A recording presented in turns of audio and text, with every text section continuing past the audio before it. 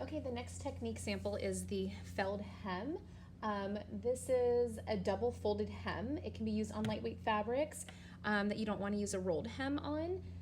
You can also use it for medium weight fabrics as well. If you wanted to avoid machine stitching, if you thought that was unattractive. Or, if you know both sides will be showing for whatever reason.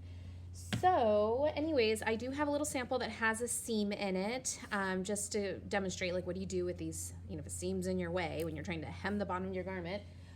So step 1 says wrong side up, trim any vertical seams in the hem area to only 1/8 inch wide. So right now this seam allowance is about, it's pretty wide, right? It's just over 1/2 inch. So I'm gonna trim this down to 1/8 inch, but only in the hem area.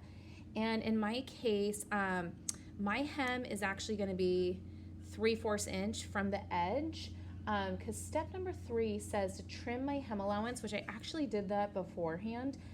Trim it to the width of the finished hem plus 1/4 inch. So I want the width of my finished hem to be 1/2 inch.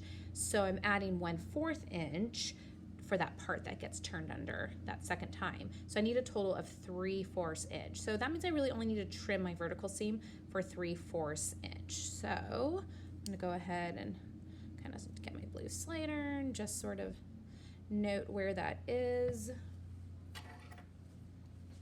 Okay, oops. Alrighty. It's basically right there. And then this part only needs to be 1/8 inch. I'm kind of eyeballing it. We just don't want a whole bunch of bulkiness in our hem. Okay, so that's gone. Then I still have my 1/2 inch to do a fancier hem if I wanted to, or a fancier seam finish on my garment, but just kind of cleaning up the hem area. I don't need it there. Okay. Okay, so step 2 is to thread trace the hem line. So my hem line is again 3/4 inch from this edge. So I'm gonna get my basting thread. A little bit kind of waxy, should be, pulls out pretty easily. I'm just going to thread trace where my actual hem is.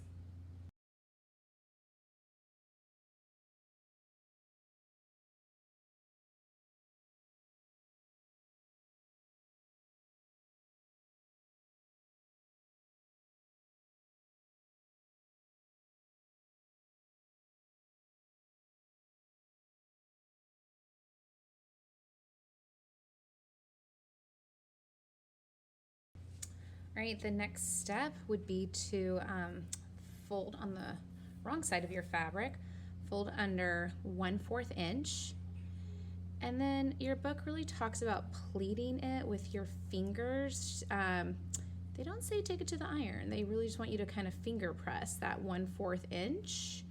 Obviously, I'm always tempted to just take it to the iron, but maybe I don't have to. And after you do that, you can only work on so much at a time. I'm not gonna be able to do the whole thing. They want you to fold it over one more time on the actual hem line. So your basting stitch will be right on that fold. And at this point, you can actually slip stitch it closed. So I could do this and actually pin it if I wanted, or I could just fold as I go. But basically it's going to be folded like this, and then I'm going to do the slip stitch. They also suggest you could do a fell stitch, hand stitch as well.